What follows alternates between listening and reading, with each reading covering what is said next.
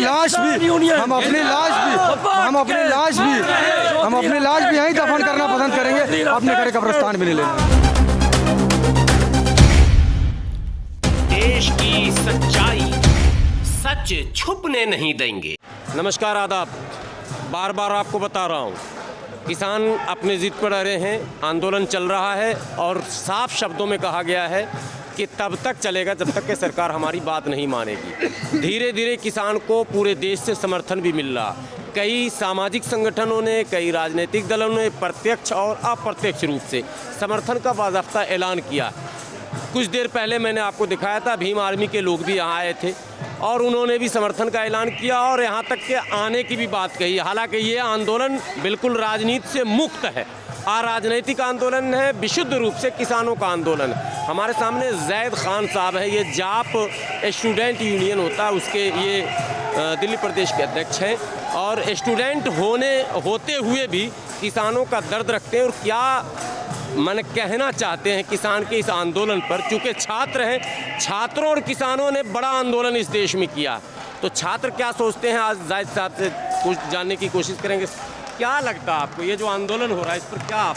अगर हम कल देख रहे थे जिस तरह से हमारे गृह मंत्री जी को बड़ा फिक्र है हमारे किसान साथियों का, वो कहते हैं हमारे किसान साथी ट्रॉली में सो रहे हैं, खुले में सो रहे हैं, ठंड का माहौल चल रहा है। अगर उतने हमदर्द हैं हमारे किसान साथियों के, ये घड़ियालू आंसू वो ना दिखाएं। अगर सच वाकई में वो इतने हमदर्द हैं हमारे किसान साथियों के तो हमारी मांगे मान लें।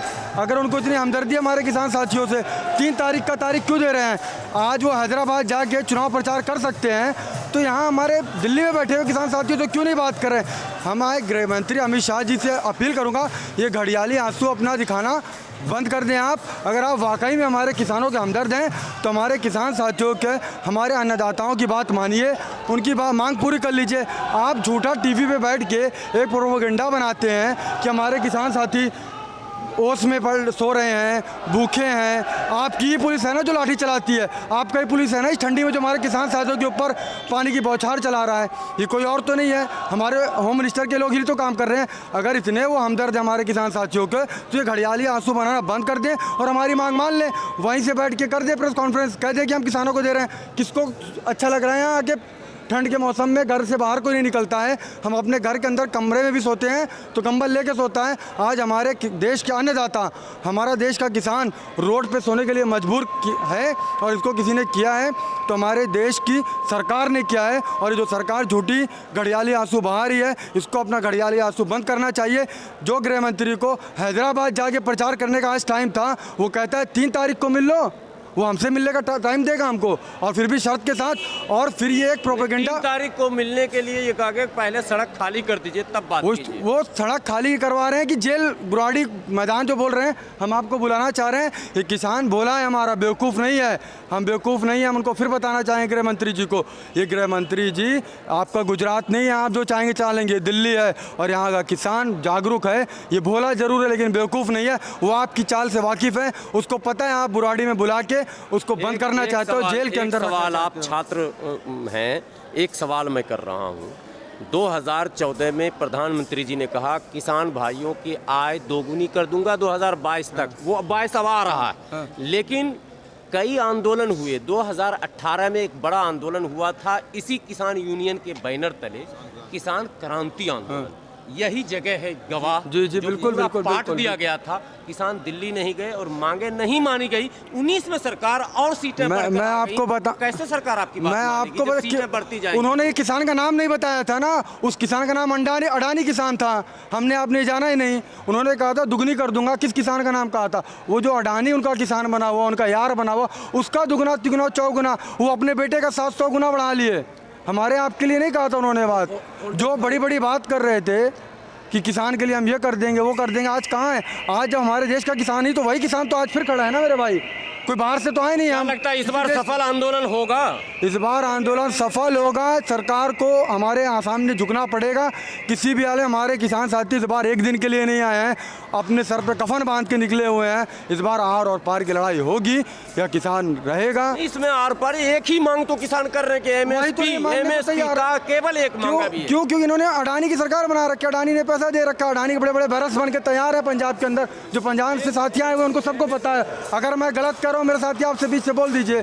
सबको पता हुआ अडानी के बड़े बड़े जो बैरल बने हैं वो कहाँ से भरे जाएंगे? जो अडानी ने इनको इतने बड़े बड़े चंदे करके चुनाव लड़वाए हैं इनको, तो कहाँ से बनेंगे? मोदी जी तो वो किसान का नाम बताए नहीं, उस किसान का नाम अडानी किसान है। मैं फिर आपके चैनल के माध्यम से बताऊंगा, अमित शाह जी, मोदी जी ने बताया नहीं था, उस किसान का नाम अडानी किसान है। हमें आपको जानना पड़ेगा, वो हमारे आपके आंसू नहीं देखेगा, वो हमारे आपके साथ छल करेगा, हमें आपको धोखे में रखेगा और हमारे लिए फिक्रमंद बनता है। कल टीवी पे आकर आदमी कहता है कि किसानों को ठंड लग रही है, किसान को हम हमदर्द हैं। अरे ठंड लगवाने के लिए मजबूर कौन किया?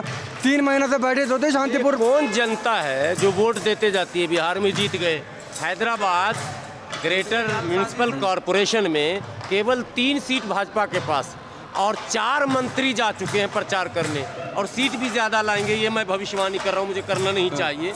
तो ये हैं कौन लोग? बिहार में बन रही है सरकार, बंगाल में बन रही है सरकार, तो फला हो रही, लगातार वोट बढ़ रहा है, सीटें बढ़ रही हैं, तो ये हो क्या रहा?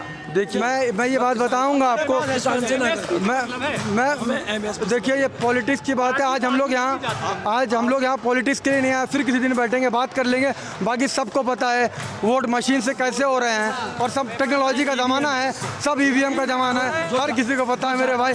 कुछ छुपा नहीं है, दूध का दूध हो चुका है, पानी का पानी हो चुका है, कुछ भी छुपा नहीं है, हर कोई यहाँ जान रहा है। खड़े हैं, अड़े हैं, हम खड़े हैं, अड़े हैं, अपनी आखिरी सांस तक। कोई समझौता नहीं हो। 1 इंच अगर गृह मंत्री ने पिछले साल भी किसी अनशन पे, किसी प्रदर्शन पे कहा 1 इंच नहीं हटेंगे, तो आज इस देश का किसान ही बोल रहा है 1 इंच क्या 1 सेंटीमीटर भी हम पीछे नहीं हटेंगे। हम अपनी मांग को बिना मनवाए यहाँ से अपने घर नहीं जाएंगे। हमारी लाश घर जा सकती है, हम घर नहीं जाएंगे। और हमारी लाश भी, हम अपनी लाश भी यहीं दफन करना पसंद करेंगे, अपने घर का प्रस्थान भी नहीं लेंगे।